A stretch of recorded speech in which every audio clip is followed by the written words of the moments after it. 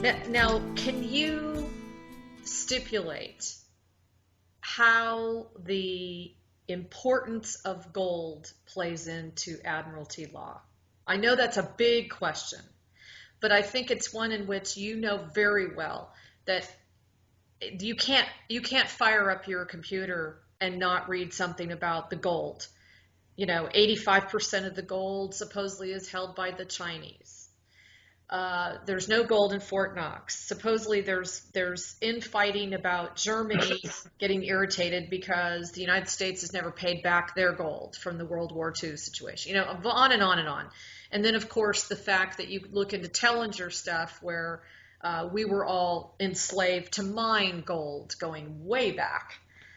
So I'm curious how you kind of metaphysically, if not legally, fit all that into this.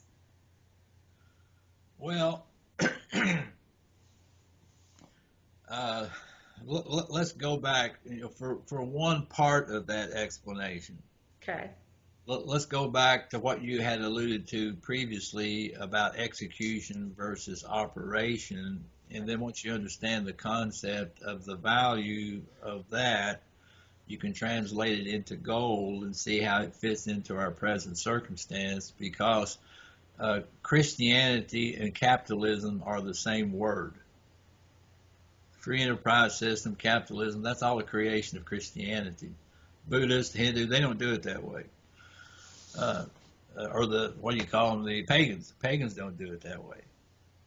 They don't carry on their commerce like we do.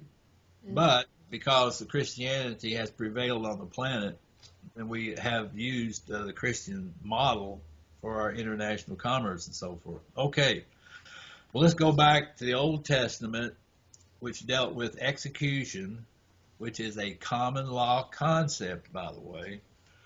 Execution of contract is a common law concept. So if you go back into the Old Testament, the way that they resolved a breach of contract, which they call a sin. Yeah. See, in theology, we say sin. In commerce, we say debt. It's the same word. Liability, what it is. So if someone during the Old Testament period went into breach of contract, then the resolution of the problem was discharge of debt using an execution of a straw man or a dumb animal. All right, so blood had to be shed on the ground. That's called execution of law.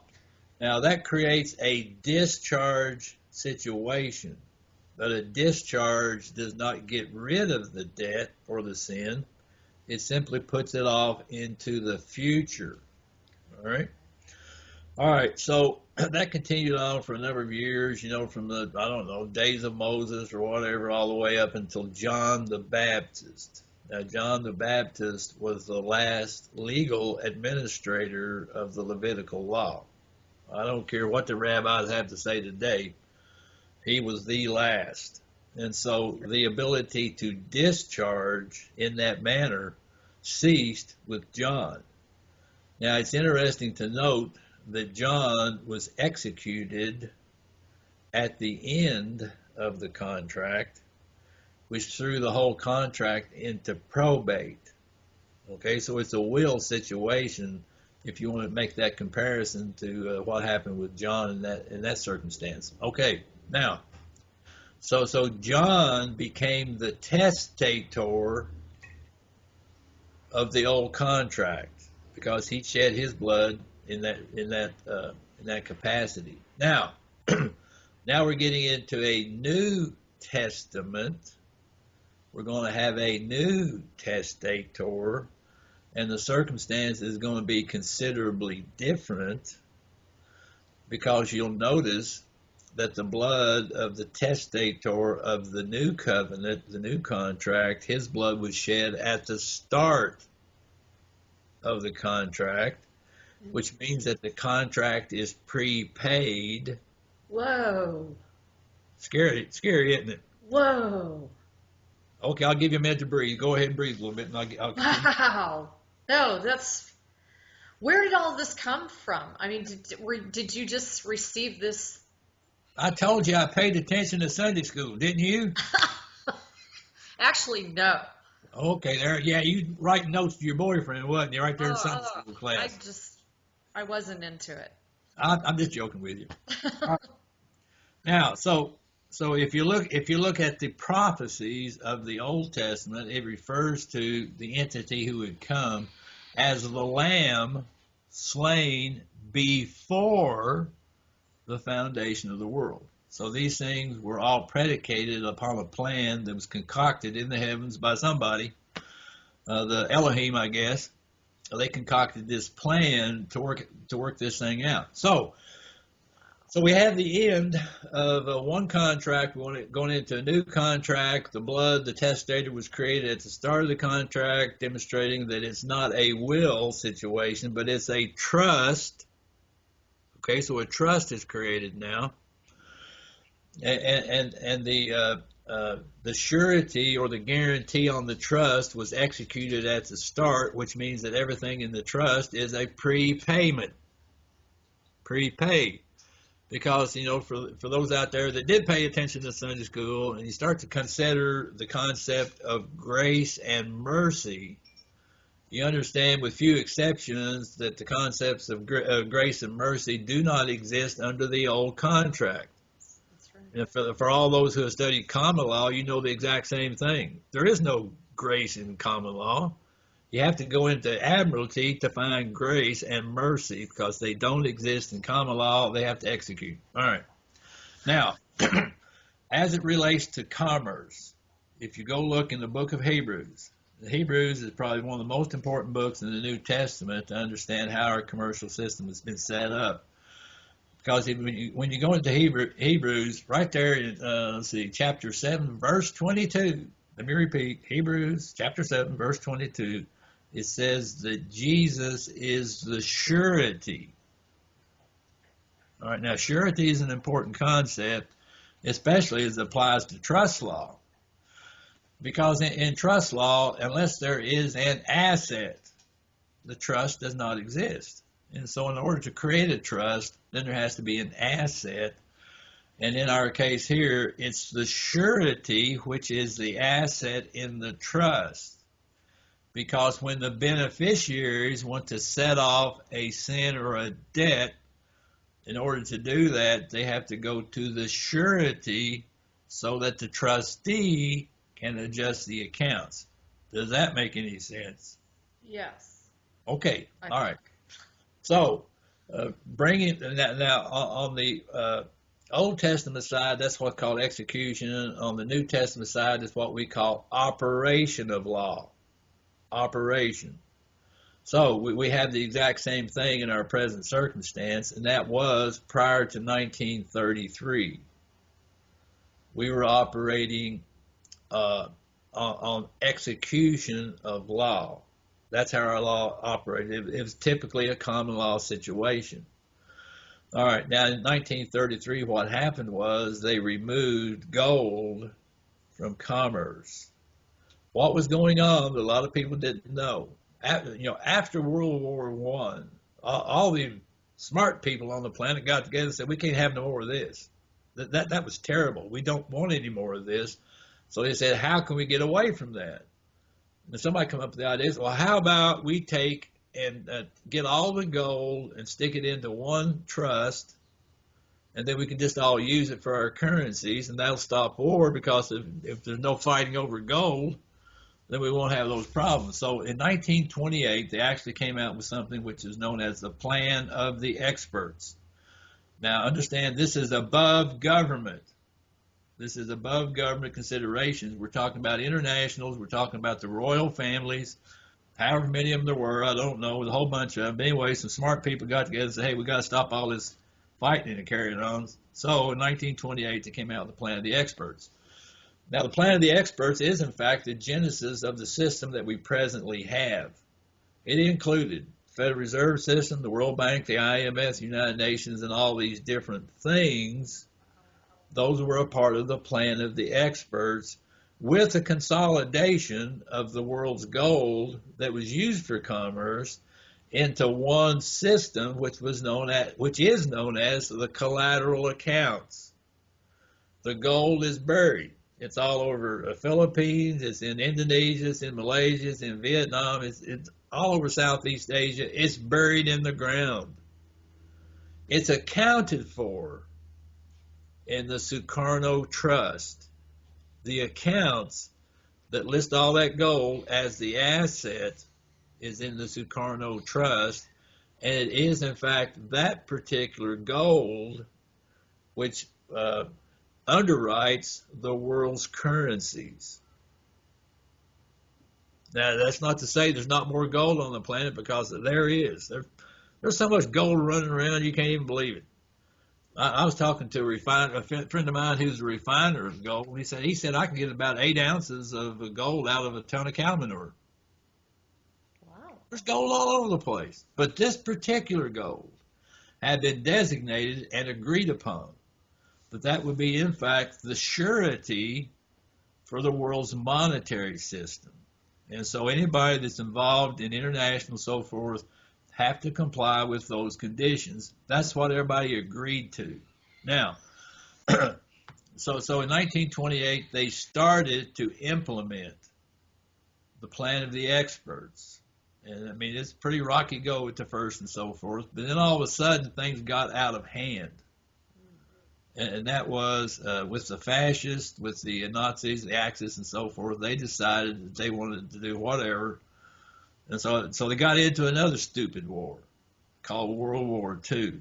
Yes. Now that was really a further reaching war than the previous war had been. There was more damage done across the planet. Whole countries were obliterated, Yes. and all that kind of thing. So after World War II, again, they got together and said, hey, how can we fix this problem? As a result of World War II, they developed a technique to create fiat currency using gold as the surety for the currency. Now, the currency is not redeemable in gold, but the currency, according to the plan, is backed by gold that is a part of the collateral accounts that underwrites all the world's currencies by agreement. It could be anything else. It could be iron. It could be pebbles from the beachfront, whatever it is. But anyway, they have designated, and this is how the system works. I hear a lot of people, yammering about collateral accounts and all kinds of stuff all the time. Will they just please shut up? They don't know what you're talking about. All right.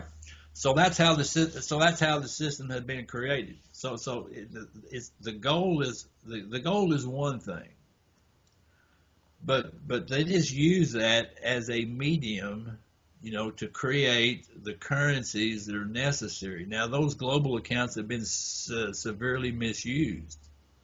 A lot of the banks have been trying to mirror those accounts. They get into illegal trading programs. They create all kinds of derivatives. So those things are all being handled at this time. I mean, Basel III is totally enforceable. And if an auditor goes into a bank, it's determined that they've created this money from illegal trading and so forth, they simply wipe it off the books. It's gone. Now, along with that, I don't know if I even want to get into this or not, but with the revaluation of the world's currencies and so forth. Yeah, I would love it. Sure. Well, I don't know how far I want to get into it. I'm not really sure how far your listeners are understanding some of that. Oh, trust me, they'll understand it. All right. Many of them follow the RV heavily. Yeah, probably. All right. I think that there are generally some misunderstandings about that. Not probably. There are some misunderstandings about that. I was going to say, Talk to enough people. definitely. Yeah, and the problem is they haven't looked at the real reason for the RV. The major purpose, believe it or not, folks, the major purpose of the revaluation of the currencies was simply to break the control of the oil cabals on the Middle East. That's what they were there. That was their main purpose. And did they accomplish that? And the answer is yes, they did. You're talking about OPEC? I'm talking about the Rothschilds, Rockefellers, and the Bushes. Okay. They had to get the control of the Middle East out of the hands of the cabals in order to move forward, because again, we haven't gotten away from fossil fuels yet, so that's still a major factor in our international commerce. Yes. So the cabals had to be broken. Now that was the main reason for the revaluation, was to do that, and they did. Secondarily, one of the purposes was to link a nation's currency directly to their gross national product. Now, there have been a lot of problems with that, and look, I know the guy that was doing it. He pulling his hair out, trying to get them things wrapped up. For instance, with the Iraqi dinar, at first glance, they revalued that currency based on a certain production, and then to come to find out that Iraq was only able to produce 1/3 of that amount. So now we got all this. We got to go and readjust everything else, you see. So there's been a lot of crazy things been going on with this. Most people only hear about the currency end of it, but the major element was breaking the back of the oil cabals. So, question. Yeah, no, and that makes sense, because really, I mean, that's ruled the planet. I know you mentioned that the dollar is an international currency. Right. Which was used strictly in the exchange of oil amongst the nations. Yeah. And I noticed over the last several years, one by one, most of the countries are now not using the US dollar as the stipulated currency for exchange. What is that indicating to you, other than the obvious? Well, let's take it back a little bit further. And this is one of the projects that we had tried to work on, which is a necessary thing. I remember watching a short YouTube presentation of Ben Bernanke in front of U.S. Congress, and the question they put to him, do we actually need to have a central bank? And he finally said, no, we don't. Ben Bernanke said that? He said it, but it was with great reluctance, I will add. But in any event, as we look at the international, with the problems with the currencies, the biggest problem are, in fact, the central banks. Yeah. The central banks, if they operated properly, we would have no problem with them, but they don't. They simply manipulate currencies to their own advantage, basically raping a country of their natural resources. As I had mentioned, the proper relationship of a nation's currency would be linked directly to their gross national product or other things they might have of value, such as natural resources. Correct. Now, if that currency was under the control of the national treasury and not under the control of the central bank, then that would be proper. But once you get to central banks in there and they start manipulating the value of currencies for their own purposes, then you see the problems that come from it. So the obvious answer to it is get rid of central banks. All right. Now, can that be done? Well, we have so far. Really? Yeah. Pray tell. Oh, I will. This is really the thing that started the domino effect in the whole correction in the international. As I mentioned, I had gone and involved myself with the Office of International Treasury Control back in 2010. They gave me certain responsibilities as far as the United States mortgages and all that kind of thing. All right, now, so that was in the spring of 2010, and Dr. Dam, the sole main guy, he sent notice all over the United States, the United Nations, and everybody of that appointment, which might not have been a smart thing to do, because in the fall of that year, they attempted to assassinate him. And I know who did it. Anyway, he didn't die. Right now he's being guarded closely in a Buddhist monastery, and I won't say where, but you can't get to him anymore. but he's still alive, and it's key that he's alive. I'll just briefly tell you why it's key that he's alive, because to release any of the heritage funds, it takes 3 signatures, and his is one of them. Awesome. That's awesome news, because I know there's been a lot of intel on the internet that does not exist. It's all baloney. Anyway, So, but let's get back to the situation with the central banks. And that is the chief of the cabinet of OITC was an Australian by the name of Keith Scott. yes. Now, Keith, after this incident with the attempted assassination of Dr. Ray C. Dam, Keith was also nominated and appointed as the settler for the Sukarno Trust. Remember, that's the trust that holds the accounts. Yes. Okay? So now Keith is in a very prime position. So long about, I think it was the spring of 2012, Keith had wanted to work on some things, and so I jumped on the airplane. I hate to go to Asia, man, because it's such a long ride over there. It is, isn't it? Oh, man. I gotta get Randy to get me a spaceship or something, man. Hey, Randy, where are you when we need you? Yeah, Randy. Anyway, this is a little inside joke for your listeners. Anyway, so I jumped on the airplane and flew and met with Keith in Jakarta, where he was staying at that time. And so I asked him, I said, well, what's the problem that you would like to address? And he said, here's the deal.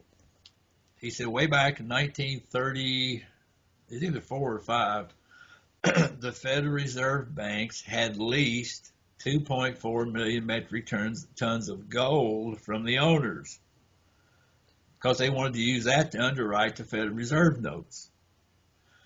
And he said, and there was a 4% annual fee to be charged for the use of that gold. He said, the only problem is they haven't paid the 4% ever. And I said, really? I said, this sounds to be like a good situation to create a commercial lien. And so as it just so happened, I had a copy of my single topic DVD on commercial lien, so I let Keith listen to it. He said, yep, that's what we need to do. And we've used commercial liens successfully for a lot of things here in this country over the years. So anyway, he said, okay, he said, let's get to work on that. So so I went to work on it. Actually, it took me about 2 days to put it all together. Had to do some research, but we went and included each and every CEO of all 12 Federal Reserve banks as lien debtors on that. Now, as I was working up the true bill portion of the lien, I asked Keith, I said, on the 4%, I said, how does it specify that it's to be paid? He said, well, I don't know. He said, but I got a copy of it right here on my computer. So he looked it up and he said, it doesn't specify. I said, good. I said, gold was given. I said, gold would be required. So the surety on the true bill portion of it was written in gold. Now, this is key. This is a really key thing of this. And so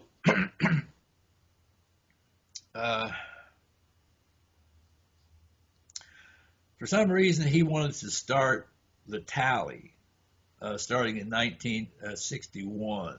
And I think it had something to do with JFK and the Green-Hilton agreements, I think. But anyway, he wanted to start tallying it up from 61, which gave us 51 years to work with. And so I summed up 4% for 51 years, and it came out to be twice the amount that they had originally agreed to. This is cool stuff, though. All right. Now, the key to it was that the lien was for gold. Because if we just said money, Correct. they might just well print a whole bunch of them and send it. Sure. Okay, so we didn't want money. We wanted gold. Now, so Keith, as the settler for the Sukarno Trust, put this lien into effect. Now, as we were working on that, he was talking to some of his friends in the FBI, the Pentagon, and whatnot, and he told them what we were doing. And their comment was, "Well, how soon can you get that done?" Whoa. Because they were So working you on knew you were on track, and this was definitely like a checkmate situation. synchronicity. Wow. And so anyway, it's kind of funny. I think it was the guy from the FBI called him up on that one day. He said he said Ben Bernanke is threatening to resign in a couple of months. And Keith told him, he said, "Well, you said call him back and tell him you better resign today." He said he ain't gonna like what's coming. So anyway, so we got it all done. Keith put it into effect. Now here's the key: the Federal Reserve Bank as a private bank, private central bank, what was to be rechartered on 1 January 2013. Mm. The lien was created in the spring of 2012 for gold, which they could not produce. In consequence of that, the Federal Reserve banks could not recharter in 2013. Right on. And so our design was not to destroy the infrastructure. Our design was to put the control of the central bank back under the control of the Treasury, which is exactly what happened. Wow. Now So the central bank is still operating, even though it was not able to meet up to that contract. The central bank is not operating. The U.S. Treasury is operating as the central bank would operate. Got it. We got that function under the control of the U.S. Treasury. That's fantastic. Well, it had to happen. It had to happen. And so after that, Keith did several more against certain European central banks and a few Asian banks that had been illegally trading on the collateral accounts. What the result of those were, I don't know. I could ask him, if I ever needed to. But excuse me, this started a ripple effect. This started a domino effect, and then the next year they started up with the RV. But could they have done start that? Would the RV have had any effect if we hadn't put a clamp on the Federal Reserve? And the answer is probably it wouldn't have. Mm-hmm. So this is there are certain pivot points in history. And in our financial history, this lien that we did was a pivot point that would allow other things to happen that prior to that time could not. And so based on his authority as the settler on the Sukarno Trust, he did that. Of course, I wrote the paperwork up for him, so I get a merit badge. You get a lot more than a merit badge, trust me. What was the official date on that, Winston? I think let's see, it was, I have to go back and look at my notes. It was in the spring of 2012. It was prior to the end of the Mayan calendar. That is so interesting. The reason I say that is because I get a lot of messages from Saint Germain. Yeah. I'm constantly talking with Saint Germain. And I was literally harassed. I'm going to use that word with parentheses. That's not really the word. But to get Galactic Connection up and running no later than April 1st of 2012. Great. And they said there was some extremely important timing involved. Indeed there was. Yeah. So to hear that from you, that's like, wow. Well, we had done some preemptive work in 2011, if you'd like me to explain what preemptive stuff we had done. Sure, please do. Well, we're going to have to go esoteric on this one. Good, because I like that. It's going to be metaphysical. All right. As I had mentioned, we went and did that seminar in London in 2009, and prior to that time, I had been emailing with a lady who lived in England, who was, in fact, the Queen of the Fairies. And she's an incarnate fairy. All right. But she had left Ireland on account of threat of her life, and so she was living in England, but I was communicating with her. She didn't live that far away from London, so I said, hey, we'll be done with the seminar on Monday. If you can come visit on Tuesday before we leave, I really appreciate it. She said, okay, I'll come. So anyway, she did. She came and spent a day with us, and we had a chance to visit, make friends, and all those kind of things. And as she told me later on, as she was anticipating not coming, she said Germaine physically came and drug her out of bed. Wow. Said, "You get on down there." He comes into physicality sometimes, and she said he's come into physicality several times around her. Wow. All right, so he usually don't. All right. So anyway, so after the London thing, she and I had, emailed back and forth, and over a period of time, we developed, a friendship. And then she opened up to me and demonstrated that she's also a very powerful shaman. I mean, I could tell you stories about that. But in any event,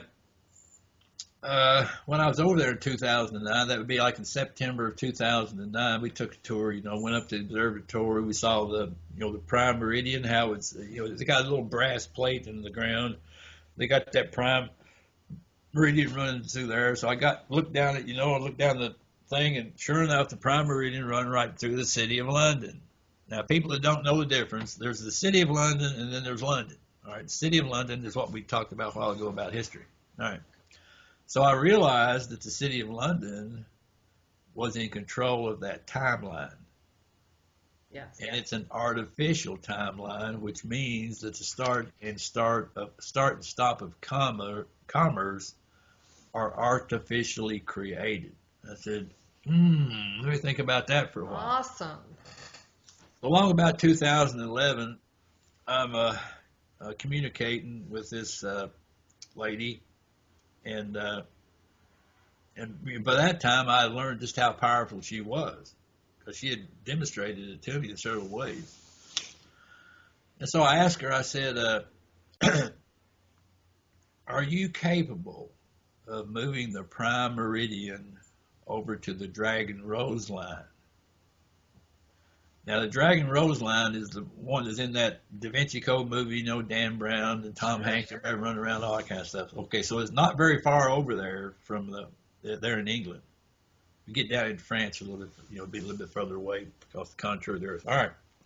So I said, can you move that over there? She said, yep. And I said, well, move it. She said, okay. And she told me that when she does things on the ether, it generally takes 3 days to materialize in the physical world. So I wasn't expecting anything. But anyway, the next day on Skype, she was hot to get me on Skype. She said, I can't believe it. I can't believe it. I said, what's that? She said, if I hadn't been watching, I wouldn't have seen it. She said, but from about 8 o'clock in the morning until 3 in the afternoon, she said, time stood still because that line was moving over to the Rose line. And she anchored it over there so it can't be moved back.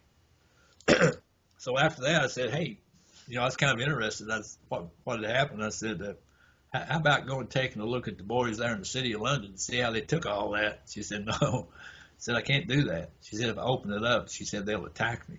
Yeah. But she did have a friend who was a psychic. Matter of fact, this lady was the psychic to Princess Diana. And she remote viewed it. She remote viewed the City of London and the Vatican. And she said, they're all running around in circles. So I knew it had worked. And so as a precursor to some of these other corrections that have been in operation, I think that taking control of the start and stop of commerce was instrumental. And so we did that in 2011. I can't remember what month it was. That's fantastic. And of course, if you affect the timeline in the City of London, you're also affecting the Vatican, the city of the Vatican, and you're affecting Washington, D.C. Well, they know who did it. They know who did it. That's huge because that's the Vatican stronghold, Yeah, they don't like me very much, but there ain't nothing they can do about it. I got St. Germaine got my back. Now, I actually can heavily relate because I've done a lot of timeline work. Yeah. Except the timeline work that my husband and I did in 2013, it was across the United States, and it had everything to do with Atlantis and the blue crystals and all that stuff, and very much to do with the indigenous people, which I thought was interesting when I was looking through your information, that really ultimately what we're also attempting to do is cast out that, oh, that's, what do you say? That assumption that the British or the law could come in and take the land away from the indigenous, right? No, You know yeah. what I mean? Like that was one of the core travesties. Well, I'll give you an update on that too. One of the Cherokee war chiefs has gone back under treaty now and taken the land patent on 44 states. Right on. Moving forward, and one of the land areas that he's taken the land patent back, and a lot of it's been signed off by the Queen, by the way. But anyway, one of the areas that he's taken under land patent now is where we have Washington D.C. Wow. There's a few things that he's anticipating doing. For instance, he's going to tell the boys in D.C., well, you guys have been occupying our land all this time. You have not paid rent.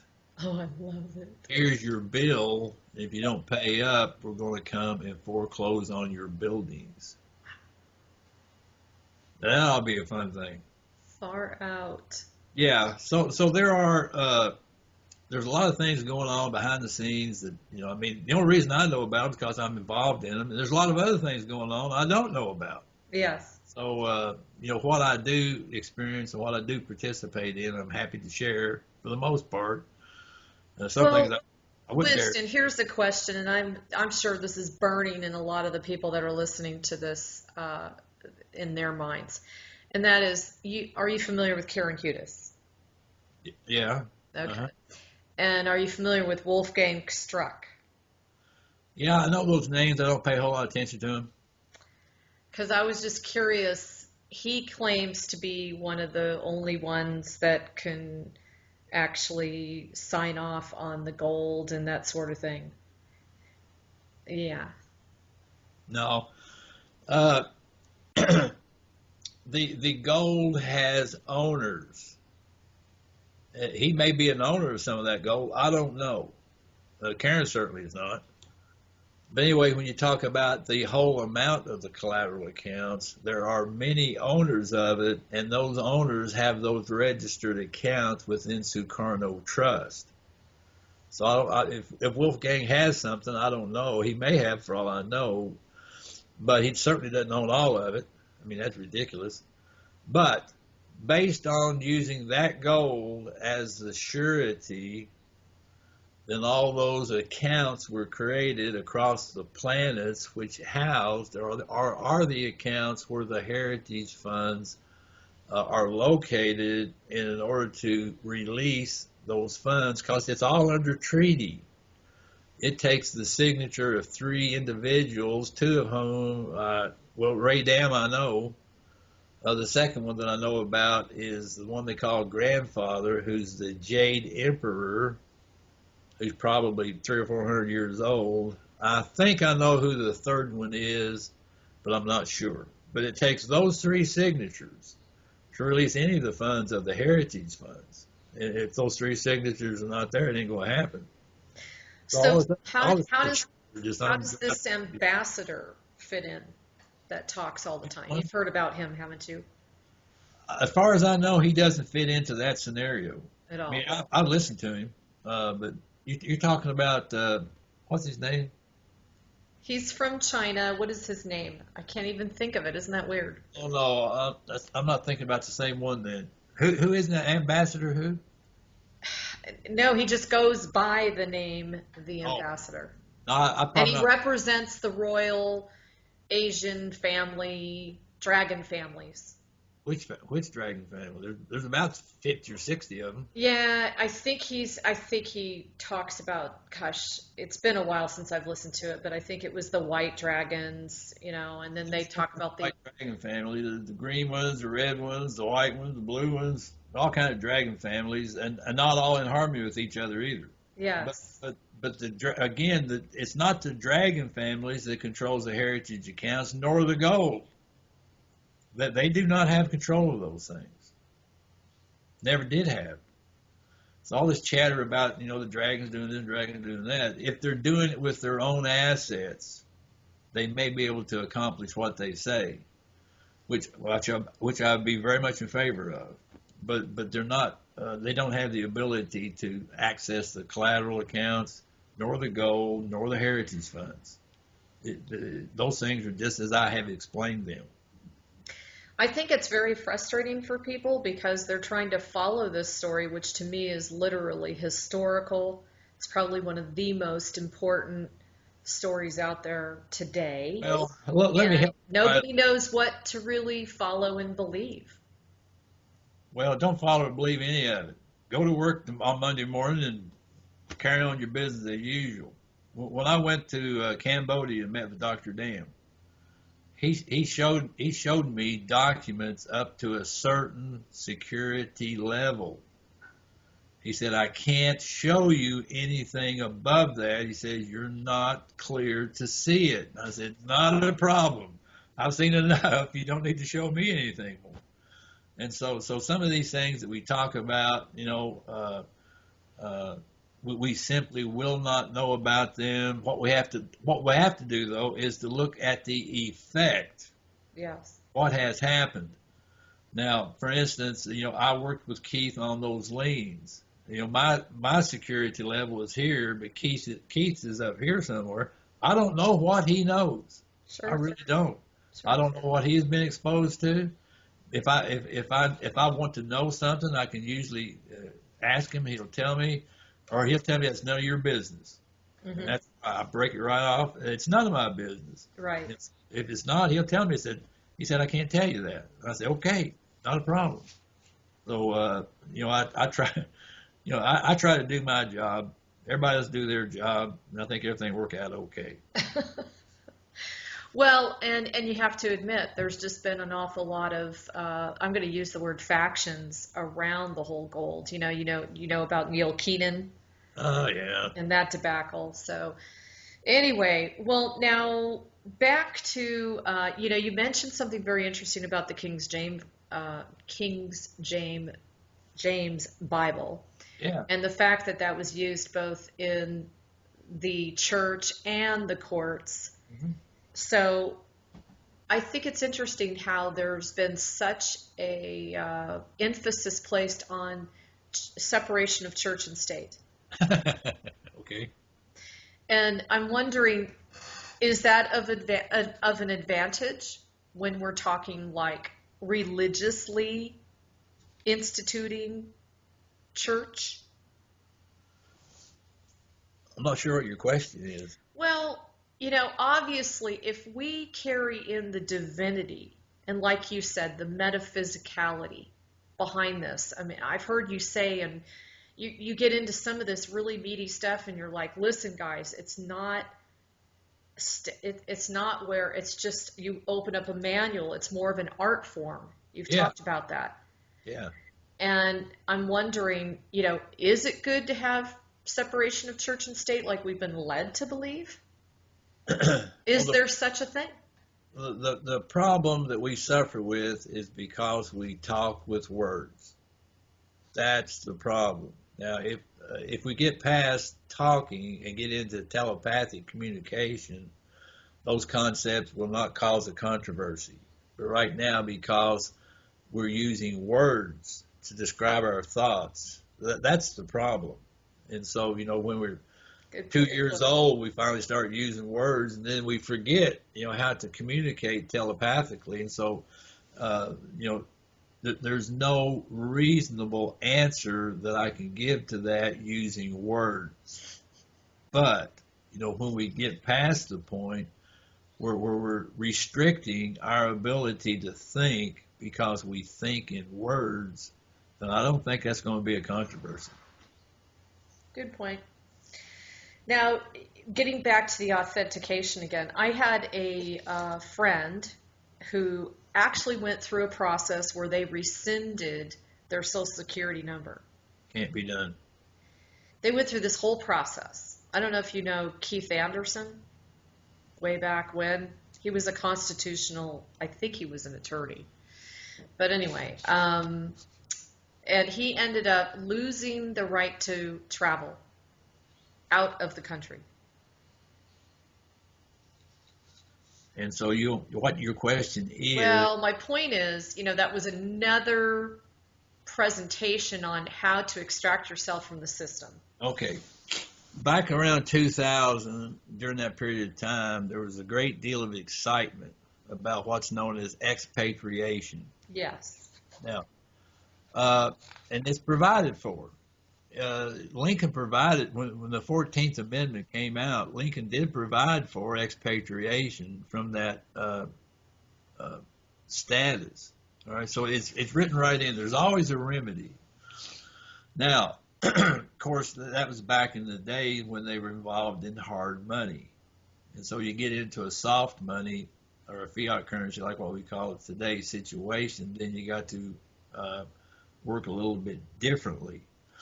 And so for those who were trying to avail themselves of the statutory expatriation, they failed because one of the provisions now is that in order to expatriate, you cannot leave behind a debt. So those efforts at expatriation failed, at least on that basis. Now, a moment ago, you used the word rescind. Okay, look up the definition. In order to rescind a signature, it has to have the agreement of both parties. The proper word that we would use would be revoke. Because if you discover fraud, then you can revoke your signature from any contract. So again, we go right straight to fraud by omission as a justification to revoke your signature from that SS5 form. There is also another way that's provided for by Social Security. It's SS521 form,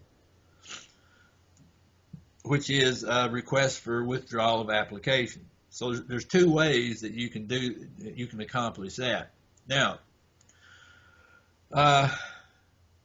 the reason why that we have addressed this problem from two different directions, which is the public and the private, is that on the public side, to avoid those problems that those who were attempting to expatriate ran into. And that was the problem was that they had a debt. All right. So the what we're doing on the public side is what's known as assignment of reversionary interest, which is in essence what we're doing, because we are construed as the trustee because of that SS5 form, we're going to assign that position to someone else, in particular to the Secretary of the United States Department of Treasury. That's all statutory. That's all on the statutory side. So again, what we're doing basically is taking the birth certificate where the name is written in all capital letters. We're doing an acceptance for value on that with an endorsement, putting it on a UCC financing statement, and assigning it by statute to the Secretary of the U.S. Department of Treasury, along with a cover letter explaining what it is we're doing. Now, in essence, what that does, it relieves me of the responsibility of acting as the trustee for the all capital letter title that's on the birth certificate. Okay? So it's called transfer of liability. We do it all the time. I mean, it's nothing new. Transfer of liability is a technique we've used for a very long time. So now who is the responsible party for whatever debt is attributed to that all capital letter name? Well, it's the Secretary, not me. Okay? Yep. So could I expatriate it from that point if I wanted to? Well, yeah, there's no debt at that point. Right. But rather than use the term expatriate, we would rather still be able to function within the system to our advantage instead of our disadvantage. Exactly. So then we come back in with the authentication process. We claim the ownership of the body we get our status changed from a U.S. citizen into a non-resident alien, and then you just keep going doing whatever you want to do. I mean, it don't change anything in your life, except that I would suspect at some point that will filter down to NCIC. NCIC is the national, whatever it is. But you know, when you get pulled over by a policeman, he wants to know what your name is. He goes back and runs your name on his computer. That's called NCIC. Okay. Looking for wants and warrants and stuff. Well, like this one friend, like I said, he had his bail bondsman friend look his name up on all the files that a bail bondsman has. And let me tell you, they can look at most anything. He come back and said, your straw man doesn't exist. It's amazing. So what would happen if a policeman come up and said, okay, what's your name? First off, I never use a driver's license. I don't do that. I mean, I just use my passport for identification. I don't fight with them. Oh, here's my passport. Look at that. You don't have a driver's license? I said, of course not. Why do I need something like that for? Here's my passport.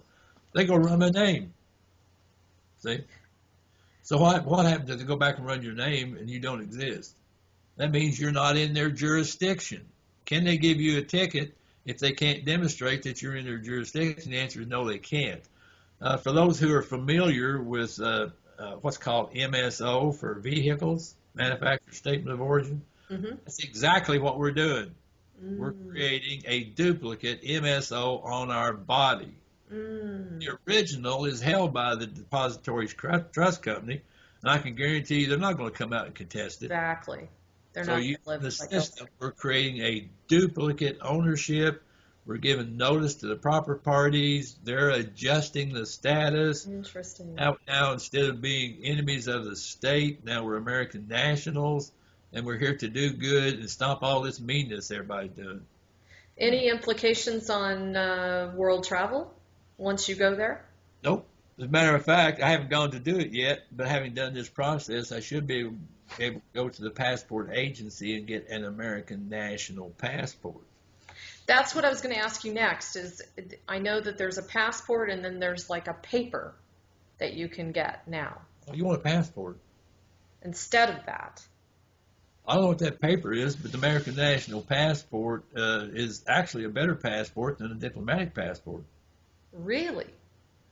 Yeah. Oh, I've looked into the diplomatic passport. That looks pretty good. The first guy that showed me this is back in 2001 or something like that. He went and gotten it. He had gotten it on a different basis. I think he had gotten it on the basis that he was a traveling Christian minister or something like that. Anyway, he got the red passport, and he was a roofing contractor.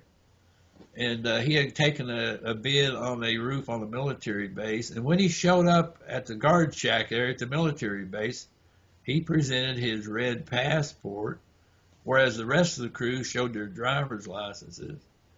And he said that when he was on that base, he said he always had an armed guard to protect him.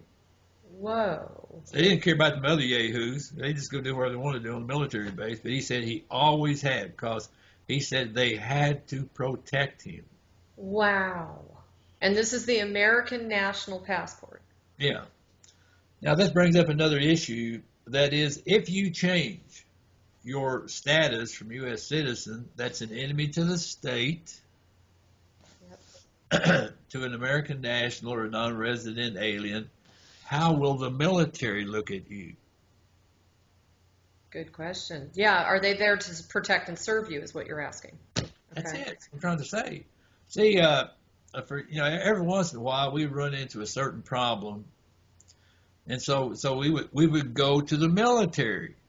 For instance, we would take a habeas corpus to the military, to the provost marshal, and their standard reply was, "We cannot help you at this time." We kept saying, "Well, what would be the right time?" I think we just found it. See, we're not coming to the military as enemies. We're coming to them as non-resident alien American nationals who they have the responsibility to protect against the civil government. Now, have you checked that out with the military? We started. I took a couple of guys out to help do this. We went down to Fort Irving, California. And I don't think they followed up. Anyway, we went to the front gate, to the reception center, talked to them. They said, what do you want? We said, we need to talk to the provost marshal. They said, about what? We said, about private matters. They said, well, just wait here. And so in a little while, a couple of MPs came out. One of them was a staff sergeant. The other one was kind of a low-ranking. They said, what do you want? So we showed them the authentication papers that we had done at that point, which was only this part of what I just got through telling you about here a minute ago. So we showed him that, and he said, well, what is it you need? He said, well, we're here on a private matter. And the conversation flip-flopped real quick. I mean, the attitude of the MPs did a complete 180. And so, and basically what we told the MP was, look, we just need to talk to we don't have a problem presently. We think there might be problems in the future. We just want to make ourselves acquainted with the provost and make him acquainted with us. So that in the event we have any kind of difficulties, he'll know what it's about when we come. He said, well, okay. He said, I'll pass the information on. And then I had to leave California, so I don't think they followed up. They may have, I don't know. But it would be a good idea. It would be now, I did talk this process through to a retired Army doctor. And she was having some problems with the civil government. And I said, look, do this process. Because as an officer, she can go bring a charge and a court martial. I don't need the provost. Mm-hmm. Mm-hmm. And so if any of you, like I say, there's a lot to this. There's a lot to this business that needs to be looked into, tried here and there and so forth. And if some go out and work on this and have some, things to report, I'd be happy to hear about it. But I bet. And the authentication process, what's the general lead time of how long it normally takes? If you get moving pretty fast on it, you could probably get it done easily in 2 weeks. No way. Well, if you're well, let me tell you how I did it. Okay. That's quick. Yeah. And so I was in Oregon. I was originally from Kentucky, so I got on the telephone. I called the state registrar. Said, "Here's what I need." He gave me a website. He said, if you go to this website, they'll deliver the long form birth certificate into my hands. He said, once I get it, he said, I'll take it over to the Secretary of State, get it authenticated, get it back in the mail to you.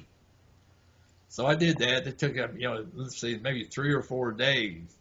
I had that authentication document back in my hands along with the certified long form birth certificate. Now, in my case, there's a fellow we used back in D.C. who is a courier. So I called the courier and said, hey, I'm in a hurry for this. He said, okay, send it to me FedEx. Overnight it to me FedEx with the return FedEx. When I get it, he said, I'll take it to the Secretary of State's office over here. He said, 2 days, I'll go and get it, send it back to you FedEx. So there's, you're looking at 4 or 5 days for that. All right. Then with some of to accomplish some of the other things took a little bit longer time. In other words, we had to create the affidavits of ownership, UCC financing statements, and get those things recorded.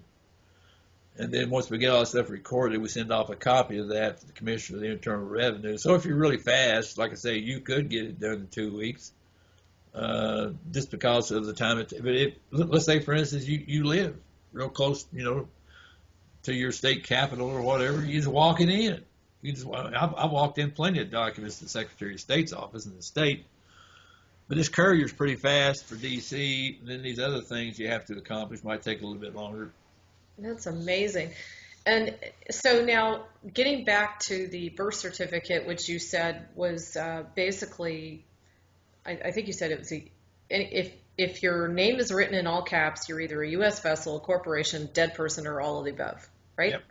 Yep. Okay. So the birth certificate applies to that because they always write your name, don't they? A lot of times? Well, different states do it different ways. I found variations on all that. In my particular case, in Kentucky, if I get a birth certificate, the name is in all capital letters. If I get a long form birth certificate, which is on the document, it says certificate of live birth. Yeah. For instance, in my case, I was born in 1948.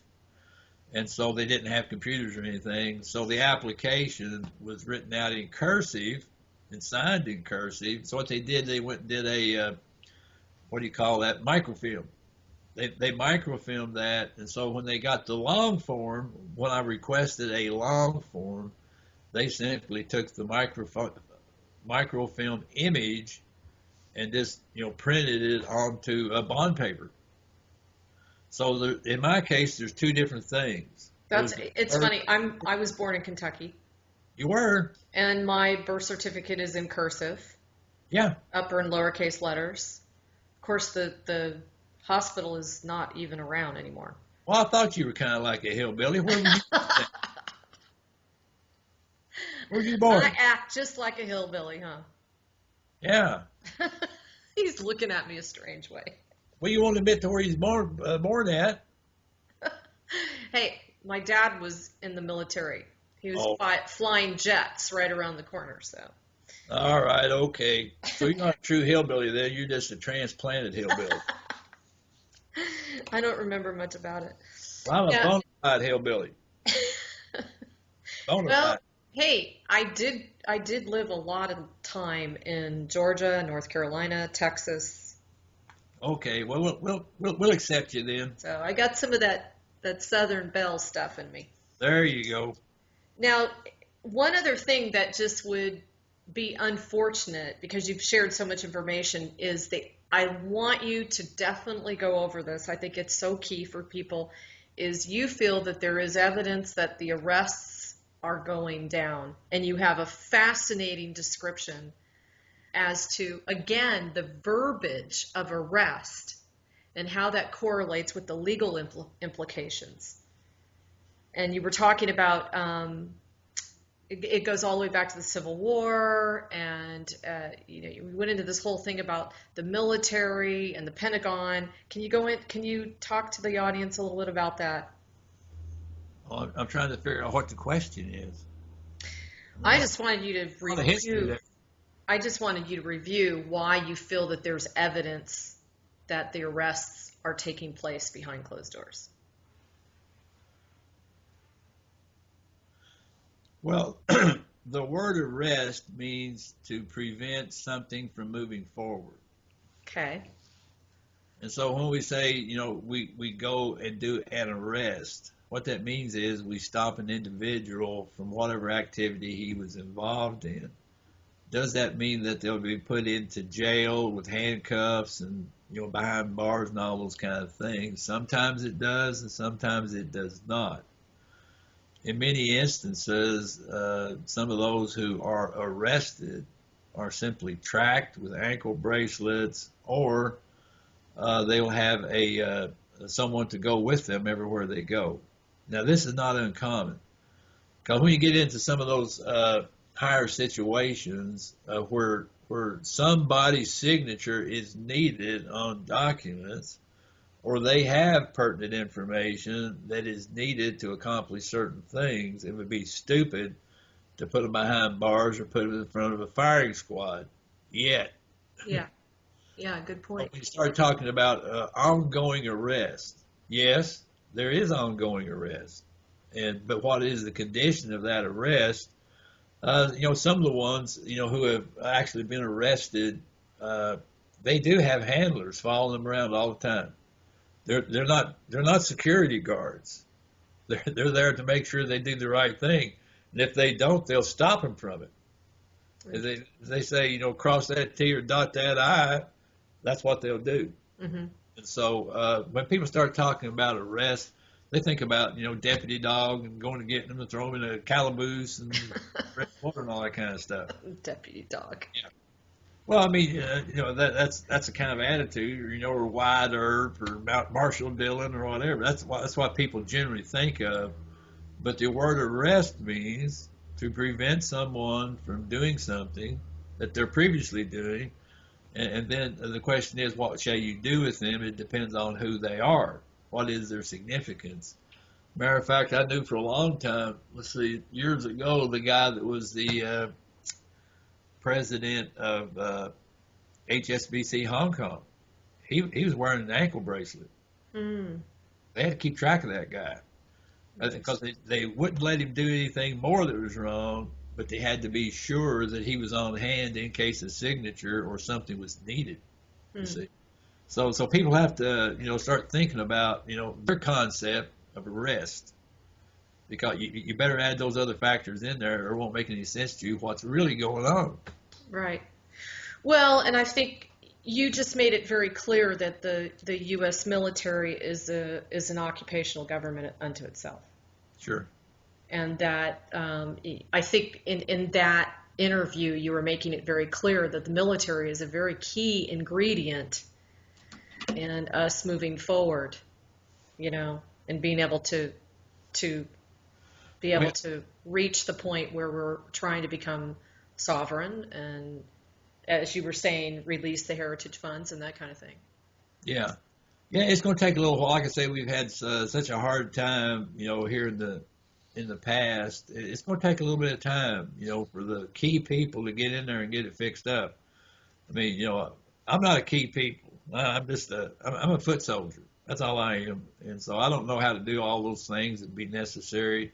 I don't know about political science. I don't know about bureaucracy. I mean, why would they call on me to go do those things? You see, but some of the people listening to this interview, you may have those kind of abilities. I mean, some of you probably are well versed in business and banking and all kinds of things. And so certainly you would be the ones that would fix the problems in those areas and so forth. Like I say, I have serious limitations, man. There's for what little bit I do know, there's all this other out here, and so we have to call on other people to work these things through. Hey, the thing is, Winston, you're doing your bit, and you're doing an important bit. Yeah. Uh-huh. So I mean, that's all that matters. We all play a very specific role.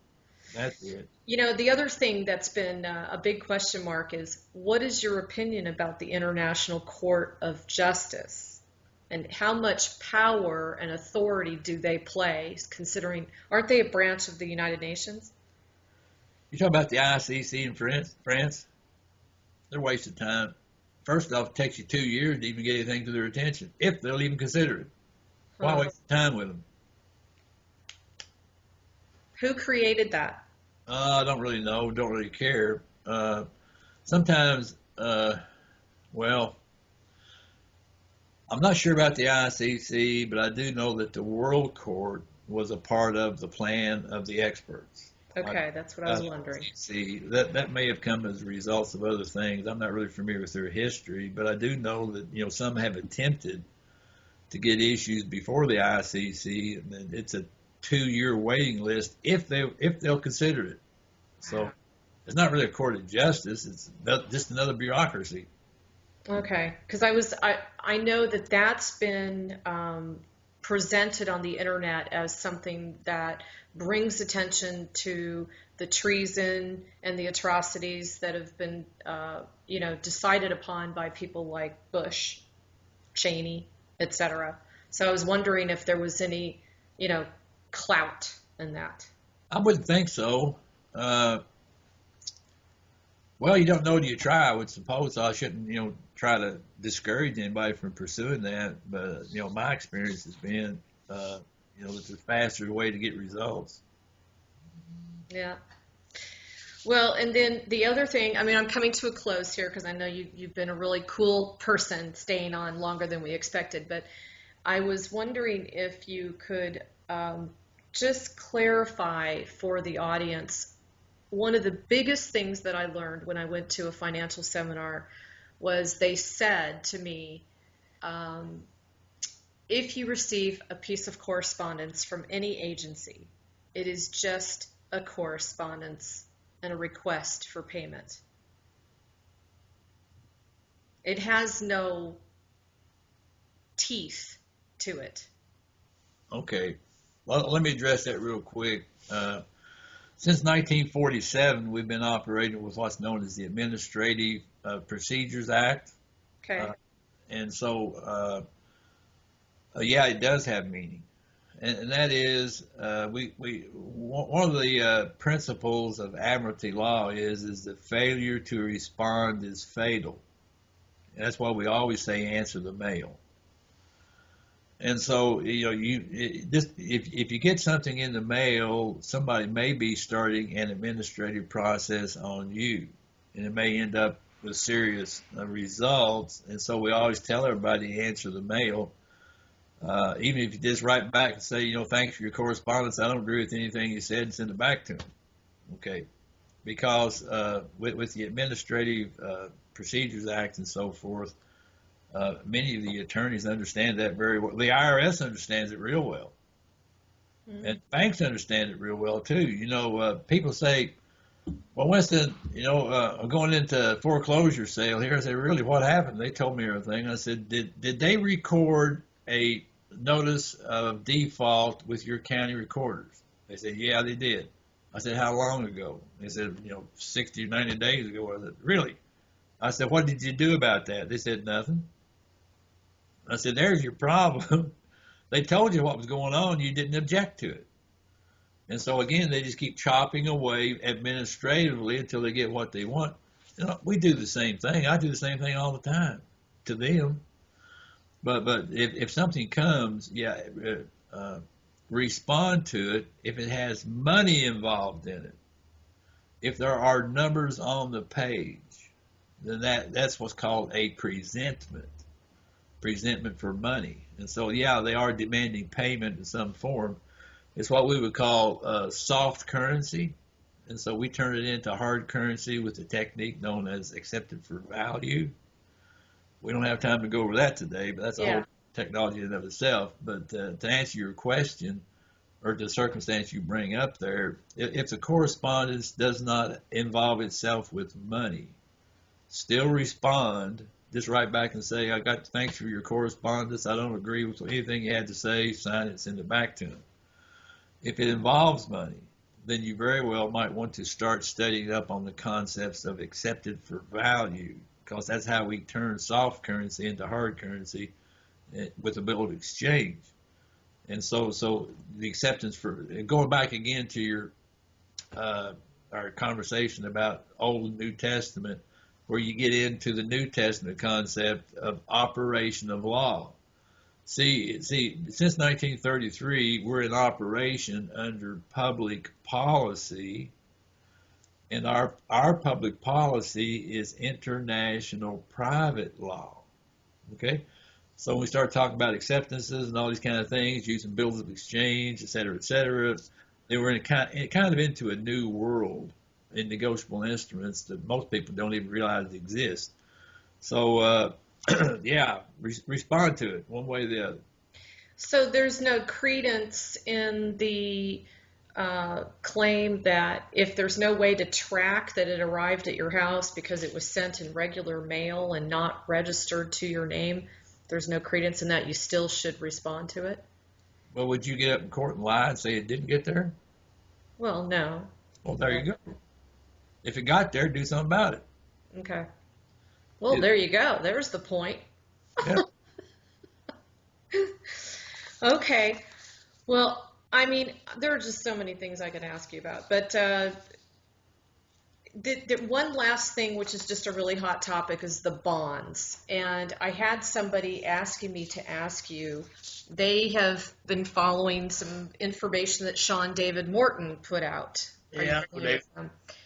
And apparently he claims that he's come to peace with the certain agencies by setting himself up with a bond. And when they sentence him, he just basically tells the judge, use the bond to pay it off. And it works.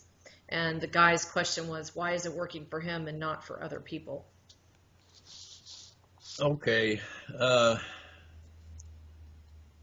I need at least a half hour to establish a foundation to make a reasonable answer to that question. However, first off, a bond is not a negotiable instrument.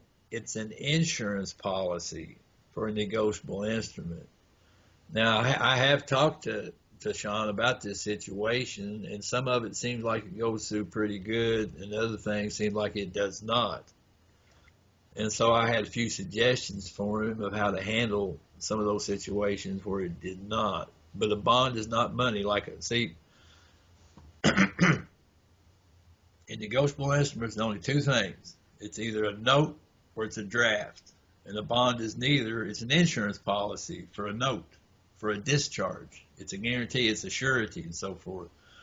And so apparently they're taking, in some instances, they're taking that bond and they're monetizing the bond to adjust the account.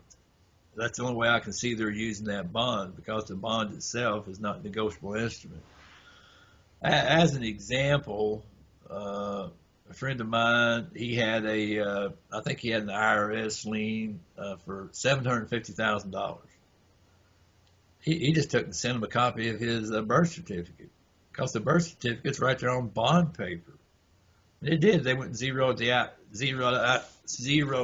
$750,000 just on the basis of him giving them that bond / birth certificate. So what in some cases it appears that Sean's process has worked. In other cases it has not, so it needs to be some work done on that. But my preference in particular, again, you have to get into the discussion of whether, what kind of debt is it? For instance, I think he's tried to use some of those with mortgages. It seemed like that some of them worked and some of them didn't. But when you get into, what we call private side hard money circumstances, then you run into those difficulties. If you're working on the public side with public money, it'd be much easier. As a matter of fact, bonds work real good with the IRS. I mean, it's right there in their statutes and things. So sometimes, like I say, a lot of these questions come up because lack of information, lack of knowledge. People haven't had the exposure to some of these negotiable instruments and so forth. So when things happen, it becomes somewhat of a mystery to them. Mm-hmm. And I'll give you a perfect example. There's one lady, she called me up and asked me could she do an accepted for value on a car loan. And I said, well, I guess you could. You can try it. I said, you can send it to the IRS. But I knew the IRS was backed up, clean to wherever. So I said, yeah. I said, you can do it. I said, I don't know what will happen. So she went and did the acceptance for value on her car loan, sent it off to Ogden. I don't know, about 2 or 3 months later, she called me up and said, hey, he said, the DMV just sent me a new title. I said, really? She said, why did they do that? And I said, well, I don't know. I said, turn it over on the back and see if there's any lien holders. She turned it over the back and said, no, there's no lien holders. And I said, well, you just got a clean title. I said, apparently you're accepted for value work. And she had no idea. Wow. She had no idea what had gone on. Wow. So I told her, I said, look, go sell that car immediately. She said, why? I got it all paid off. I said, I can guarantee you some, what do they call them, where they bring out the tow truck and all that stuff. I said, I guarantee you somebody's going to try to come get that. I said, you better, I said, you got a clean title. I said, go sell it, trade it in for another car or whatever. I said, but get rid of that title. I said, because there'll be somebody after it. Oh my God. Oh yeah, even I've seen it happen more than once. Anyway, you get into all these crazy things, and people will try something, or they use one of Sean's bond, or use acceptance for value, and all these kind of things, and either something good happens or something bad happens. But after everything is said and done, the party that actually utilizes the things has no idea what happened. And so people, really should study and learn if they want to pursue some of these things. Just don't listen to me on some kind of interview or something like that. Get some educational material, study it, and I always warn people too, not to be doing big things. I mean, not certainly at your first go around. I always tell people that one small success is a lot better than 100 big failures, and so don't be biting off more than you can chew. I had a guy call me one time on the telephone. I said, what's your problem? And he said, I'm having all these problems in court. And he said, the bank's after me and all kinds of stuff. And I said, what did you try to do? Oh, he said, I tried to liquidate a credit union. So my next question was, who gave you my phone number? I That's said, pretty lose great. it. I That's mean, pretty he really did. He was ill prepared to even. I mean, that's something I wouldn't even try to do. I mean, right. it's just first off, I could do it, but it's too much trouble. But here's a guy, that hasn't had an opportunity really to learn about things, and he's out here trying to liquidate a credit union, and they come down here and beat him bloody. They took his house, they took his car, his wife divorced him. Oh, Jeez, man, why would you do something like that? And so, my caution to people is, unless your back is against the wall, don't do radical things. yeah. Don't do that. Now, these things we've talked about today are not radical things. They're simple administrative processes and procedures and so forth. But some of these other more radical things, these elements that we discussed today here, especially with the authentication, will put you into a better position to facilitate some of these operations. Because, like I said, we have rolled this authentication process, where you own your body, to where you can own your house. A lot of people think they go and buy a house. No, you don't. No. You're purchasing a lien position on the title. Correct. That's all you're doing. Correct. But is it possible that you can own your your house in the same way that I just showed you own your body? The answer is yes. There's just a couple more things that you need to work on, which we'll be presenting at the upcoming event. So that's one of the things I'm really excited about, because again, in 2010, I was sent with a commission to go fix this stupid mortgage problem. That's awesome. I remember in when I was studying this stuff, you had to have 21 pieces of silver. Yeah. Well, that don't work too good. Anyway, like I say, after everything is said and done, there's a lot to learn. It turns into an art form. People should not be discouraged at how much there is to learn. Just go slowly, for crying out loud. Learn one thing and build on it. I mean, I've been at this for 17 years now. Wow. 17 years, and I can have these kind of conversations. Yeah. But what did it take to get me that I can sit here and have this conversation? See, it took a whole lot, and most people don't have that much time. And so we've tried to streamline the education so it doesn't take you 17 years to where you can learn, how to operate. Sure. Sure. In the And I system. do want to point out to the audience that if you go up to Winston's website, which is it's got a ton of DVDs, right? CDs Yep. and DVDs. Transcript. But I mean, everything from breaking the mind control, court as executor of your estate, King Yep. James Revisited, navigating criminal court, postal technology, realizing tort claims. I mean, guys, there's a lot of good stuff up here for day-to-day living processes that we all need to know about. And he's done a lot of the work. His prices are very reasonable for the immense amount of work and time that he's put into it. Here's one on Accepted for the Value series, which we sort of got into today. Foundational understanding of the claim. Just go up there and check it out. Traffic tickets revealed. That's kind of what I was getting to. Oh, yeah. Was wondering about traffic tickets. So I know that Winston also recommends highly that people go and read up on certain things, such as the Uniform Commercial Code, Admiralty Law, Merchant Law. He even said 1857 Negotiable Instruments Law. Yeah.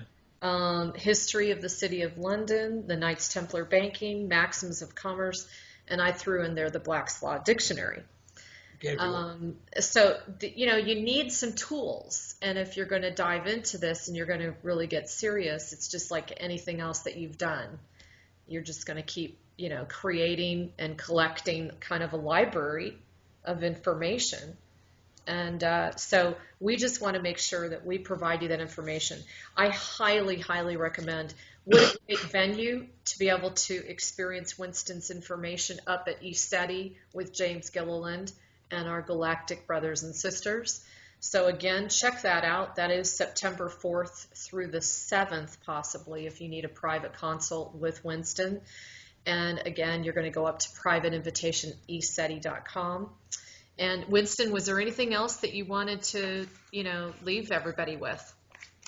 Well, if people on this listening to this are kind of new, and this is something you have never really heard much about, I would suggest the single topic DVD on the website, Foundational Understanding. I try to put that in such a way that it's not real technical, even though there's a little bit of technology I do bring into it. But you have to have some place to start. And so I would not suggest some of the complicated things if you're not familiar with some of these foundational issues and so forth.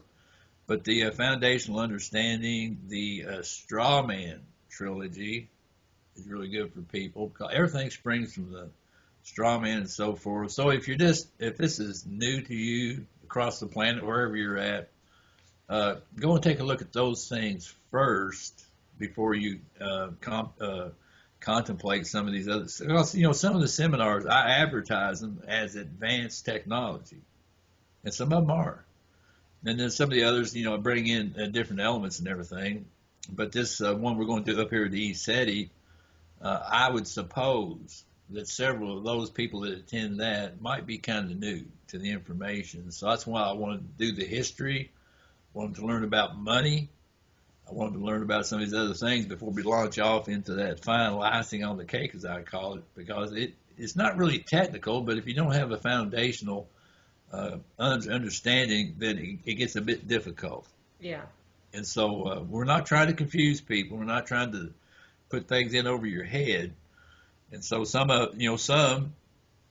need to build up to that just a little bit. And so that's what we try to do. Well, hey, I just want to thank you. I thank you for staying a little bit later because there was so much to review. I could ask more questions.